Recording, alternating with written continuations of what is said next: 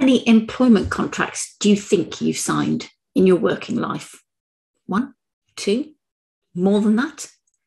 How many of those have you ever read again? And I'm guessing not when you've been in dispute with your employer.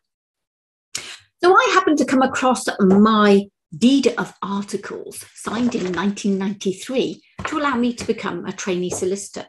And yes, it's only 6 pages long.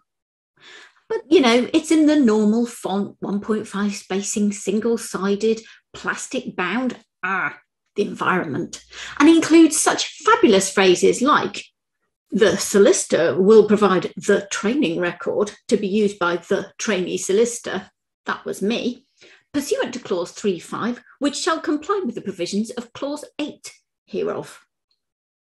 I'm not really feeling that warm hug of appreciation, that building of trust, that collaborative, wonderful relationship. I worked for that law firm for 15 more years. I never read my employment contracts because why would I? I couldn't change them. They didn't mean anything. And they weren't the sort of thing anyone read more than once, except just before signing. But employment contracts don't have to be like that. They're quite an emotional choice to change or join a company. You need to build a culture of trust. You need to build a relationship with your employees. Now, Tony's Chocolonely, a Dutch company, has done just that. They've produced a 1-page employment contract. Now, Google it. There's plenty of images around. And there's been one of those heated debates on LinkedIn. Shock, as social media produces a heated debate, where people have said, you can't do that. You can't create a lovable contract, a ticket of trust. You can't create the equivalent of a popping the champagne cork or a warm hug. Why not? This is a moment to be celebrated, not a moment to whack them with the law. This is a moment for building bridges to demonstrate that all the stuff you have in your website and in your promotional and your job adverts and everything else, you're following through when somebody joins the company. Yes, you can put pool tables and squashy bags in and give them flexible holidays, yada, yada. But at what point, what's a critical point that you really need to demonstrate that you're the sort of company they want to work with? That's just before they sign on the dotted line. When I first wrote my 500-word contract, the user guide, let me tell you, not the contract, used to say, please follow this. It is a legally binding agreement, but once you've filled in the blanks, go and have fun doing your projects. And a barrister said very firmly, no. You can't talk about having fun in a contract. But why not?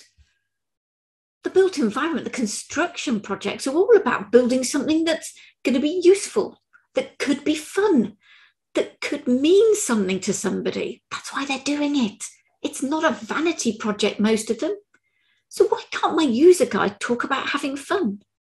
Why can't your contracts be like a warm hug, be like a ticket of trust that shows your character, your competence, your intent, that demonstrates your values and that you live by them, that kind of gives a bit of a hint of what it's going to be like to work with a company. Now, employees can stay months, years, decades, or their whole working life. And sometimes that's true of our clients and suppliers.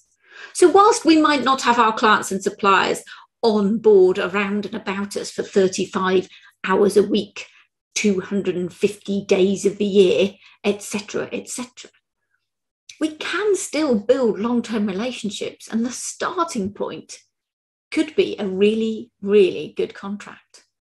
Because your contracts can safeguard your business without annoying your clients, as well as give those clients a nice warm hug, create a ticket of trust, bring them towards you, not push them away. Your contracts can be filled with joy. So why not? Why not think about how your contracts could be more useful to you and less like a bit of a dull exercise in paper? Who knows? Maybe in 25 years' time, your contracts will still be talked about, but talked about because they were great and you remember them, not because they look like every other contract you've ever seen.